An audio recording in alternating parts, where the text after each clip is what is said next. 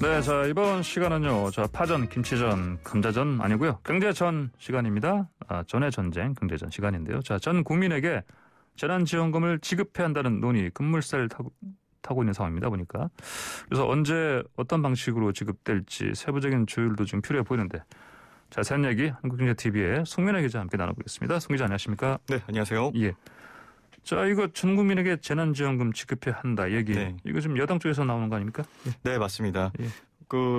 지난해 5월에 이제 처음으로 전 국민 대상으로 이제 코로나19 관련해서 재난지원금이 이제 지급됐지 않습니까? 앵커께서도 그 당시에 받으셨을 것 같은데요. 예.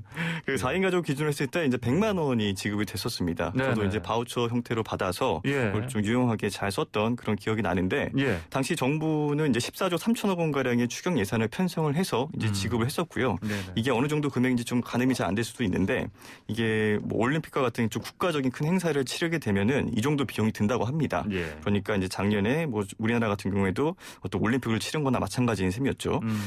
당시에 재난지원금 지급 취지를 좀 살펴보면 이제 침체된 국민 사기를 좀 일으키고 그리고 얼어붙은 소비 심리를 좀 달궈보자라는 그런 의도를 담고 있었는데요. 송영길 더불어민주당 대표는 이제 어제 5차 재난지원금 추진을 공식화했습니다. 그러면서 현재 민주당 지도부와 여당 대권 후보자들을 중심으로 당내에서 전 국민에게 재난지원금을 지급해야 한다라는 데 좀 폭넓은 공감대가 형성이 되고 있는 상황이고요.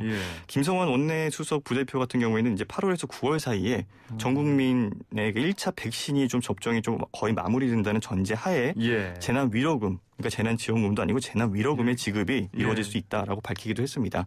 이런 분위기를 좀 통해서 볼 때에는 올해 2차 추경 예산 논의에서 이와 같은 관련된 좀 당정 협의가 본격화할 것으로 그렇게 예상이 되고 있습니다. 예, 알겠습니다. 근데 아까 말씀하신 대로 1차 지급 때는 이제 다 나왔는데 근데 그 이후 이제 2, 3, 4차까지는 선별적으로 나왔잖아요. 재난지원금. 맞습니다. 근데 그러면 다시 또 전 국민 지급 방식 이게 대해서 아무래도 비판도 있지 않습니까? 네, 좀 말들이 좀 많이 있을 것 같습니다. 이게 대선용 퍼주기가 아니냐 이런 논란도 좀 나오고 있는 상황이고요.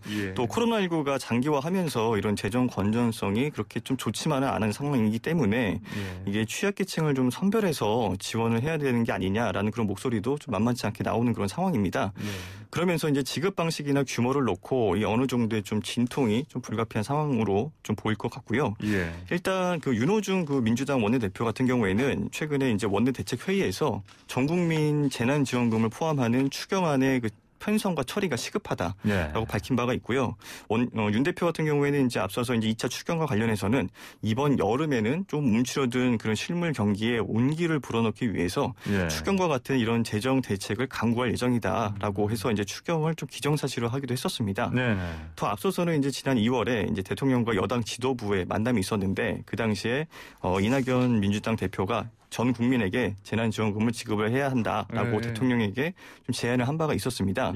이에 대해서 문재인 대통령이 이제 코로나에서 벗어날 상황이 된다고 하면 국민 위로 그리고 이제 국민 사기 진작용으로 지원금 지급을 좀 검토해 볼 수가 있다라고 말을 하기도 했었습니다. 네, 그러면서 이제 쭉 국민이 으쌰으쌰 힘을 내자 그런 차원이다. 그리고 이제 국민을 위로하고 동시에 또 소비를 진작하는 취지다. 이런 의미로 설명을 하기도 했었습니다. 근데 재원 마련하는 게 항상 얘기가 나오는데 어떤 식으로 한다는 겁니까? 네, 그렇습니다. 이게 전 국민 지원을 좀 반대하는 입장에서도 이제 이 재원 마련 이 부분이 가장 좀 크게 우려되는 부분이다라고 볼 수가 있는데요. 전 국민 재난지원금 논의가 나온 그 가장 큰 이유는 이제 올해 세금이 좀 잘 거치고 있기 때문입니다. 1분기 이제 세금 말씀하시는 거죠? 그렇습니다. 잘 아시겠지만 올해 1분기 수출이 호조세를 보였고요. 또 부동산 시장 특히 이제 이런 부동산 시장에서의 활발한 거래가 이루어지면서 부동산 관련 세금이 많이 거쳤거든요. 1분기에만 국세 수입이 1년 전보다 19조 원이 더 늘었습니다. 1년 전이면 1년 전 그때 작년에 1분기 말씀하시는 거죠? 네, 그렇습니다. 이런 추세라면 이제 하반기에는 조금 세수가 또 감소를 한다라는 점을 감안하더라도 연간 기준으로 한 17조 원 정도 더 늘어날 것으로 이렇게 예상이 되고 있거든요. 그러면서 이제 1차 전 국민 지급 때 아까 말씀드렸던 것처럼 14조 3천억 원이 소요가 됐는데 예. 이번 5차 지원 역시 만약에 전 국민에게 재난지원금을 지급한다 하더라도 금액적으로는 크게 문제가 없다라는 네. 판단이 좀 선것으로 풀이가 되고 있고요. 예. 그리고 이제 아직까지는 이제 홍남기 경제부총리의 그런 좀 반응이 없다. 뭐 이런 부분들도 네, 좀 눈여겨볼 부분입니다. 예전엔 바로 반응했는데. 맞습니다. 예. 그래서 이제 그동안 정치권에서는 이렇게 좀 재난지원금 전 국민에게 줘야 된다 이런 예, 얘기가 거론될 때마다 굉장히 민감한 반응을 보였었는데 예. 아직까지 좀 별다른 반응이 좀 나오지 않다. 뭐 이거 부분도 좀 눈여겨볼 부분이고 일각에서는 이를 두고서 이제 세수 증가가 있었기 때문에 재정 운영에 조금은 숨통이 튀었기 때문이 아닐까라는 해석도 내놓고 있는 상황입니다. 예. 그 1차 때는 가구당 아니었습니까? 그렇죠. 예. 그래서 이제 개인당으로 이제 예. 기준을 한다면은 뭐 금액적으로는 한 25만 원 정도. 그러니까요. 예. 그런데 이번에는 아예 그 지급 대상 자체를 네. 그 사람한테 그 부분도 지금 논의가 예. 되고 있는 논의가 될 것으로 보이고요. 아직 예. 구체적으로 정해진 바는 없는 걸로 알고 있습니다. 그러면 이번에 이제 1인당 25만 원 지급안 이게 가장 유력하다. 네, 그렇죠. 이렇게 예상해 볼 수 있겠네요. 네, 그렇죠. 알겠습니다. 자, 근데 이게 지금 뭐 야당에서는 이제 주로 이 부분 관련해서 비판을 많이 하는데 네. 그 손실보상금 이거 지급 논의도 아직 뭐 지금 제대로 진행이 안 되고 있는데 네. 갑자기 그 국민 전체 국민한테 네. 재난지원금 지급하는 거냐 이런 또 비판을 하기도 하는데. 네. 그렇습니다. 그래서 이게 좀 말씀해 주신 대로 예. 만약에 이번에 좀 전 국민에게 이런 재난지원금이 좀 지급이 될 경우에는 예산 추경 자체가 되게 슈퍼 추경이 될 가능성이 굉장히 큰 상황입니다. 국회에서도 논의하고 있는 좀 그런 영업 손실보상금의 좀 소급분 이것까지 또 확보를 해야 되는 상황이기 때문인데요. 네네.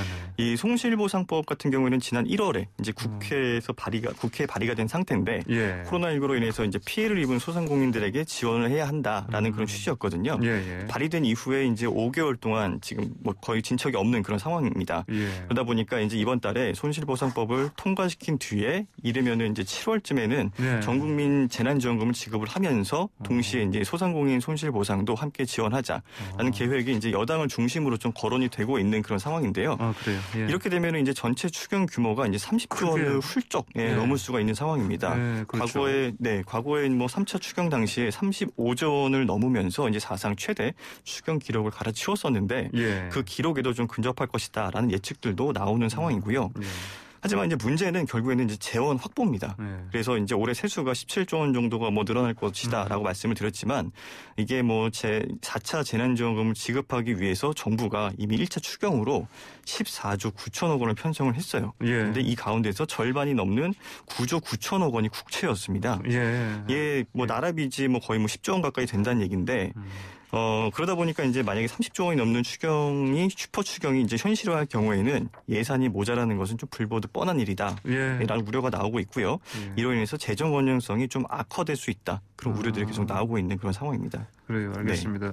지금 만약에 이게 지급이 된다면 이게 전 국민 재난지원금이 이게 추석 전에 나올 가능성이 높다. 이렇게 얘기가 나오고 있는데 그러면 이제 뭐 일반 국민 입장에서 사실은 뭐 이거 뭐 환영할 부분도 있긴 할 텐데 그렇지만 또 이거 아까 말씀하신 것처럼 이 기본적으로 세금을 또 많이 걷어야 되는 그런 면도 있으니까 여러 면을 좀 살펴봐야 될 것 같습니다. 알겠습니다. 오늘 얘기 여기까지 듣겠습니다. 고맙습니다. 네, 고맙습니다. 네, 지금까지 한국경제TV의 송민아 기자였습니다.